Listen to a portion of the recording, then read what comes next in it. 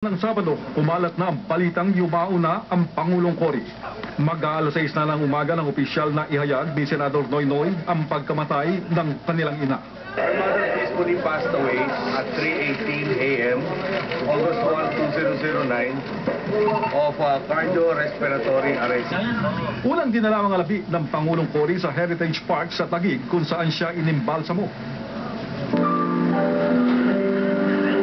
At pagdating sa Lasal, Green Hills, doon na bumuhos ang damdamin ng buong sambayanan. Kasabay ng pagluha ng kalangitan ay ang marangyang pagsalubong sa mga labi ni Tita Cory. Ang pagsaboy ng dilaw na konfeti na simbolo noon ng kanyang pakipaglaban sa diktadura. Agad na dumagsa ang mga mamamayang gustong masilayan at magbigay respeto sa dating Pangulo. Umabot hanggang sa EDSA ang pila. Pamilya ang nakiramay. Mayaman man o mahirap, nagtsagang pumila ng hanggang 4 na oras. Masilayan lamang si Tita Cory sa huling pagkakataon.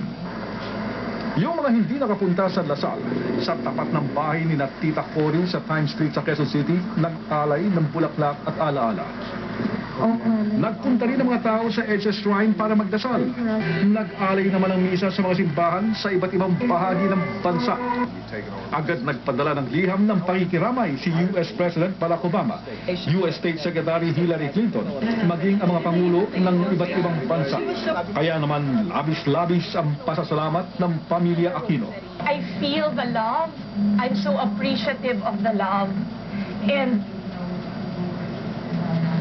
I'm so happy na ang mom ko, tinuturing yung nanay niyo rin. Bagamat puno ang Lasal Gym kanina, namuo ang katahimikan at bumuhos ang luha nang simulan ng isara ang kabaong ni Tita Cory at balutan ng bandila para dalhin sa Manila Cathedral. Palakpak at pagpupugay ang pabaon ng mga nakiramay. At bago ilagak sa truck na magdadala kay Tita Cory sa Manila Cathedral, isang parangal ang pinagkaloob sa kanya ng bukbutan na tahan, na minsan niyang pinamunuan bilang Commander-in-Chief at kanyang pinagtanggol mula sa sakto ng pamumulitika. Henry O. Magadines, Patrol ng Pilipinas.